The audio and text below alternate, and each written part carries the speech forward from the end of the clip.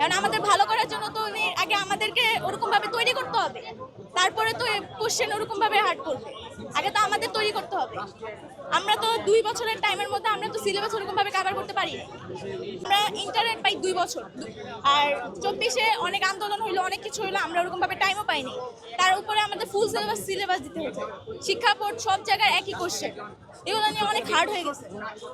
আমরা জানি শেখ হাসিনার আমলে শিক্ষা ব্যবস্থা অনেক আরো খারাপ ছিল।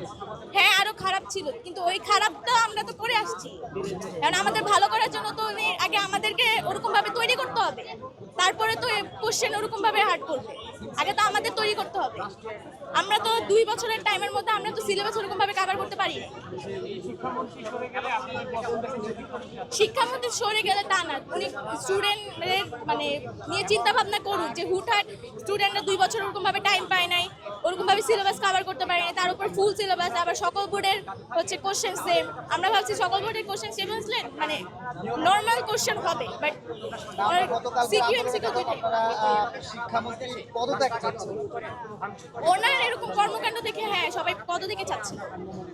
এবং আমরা দেখেছি যে অনেকে বলছে যে প্রধানমন্ত্রীর পদত্যাগ চায় তারা। হ্যাঁ। আসলে আপনাদের এই আন্দোলন থেকে তাদের বিষয়ে কি বলবেন? কালকে আমি ছিলাম না তো।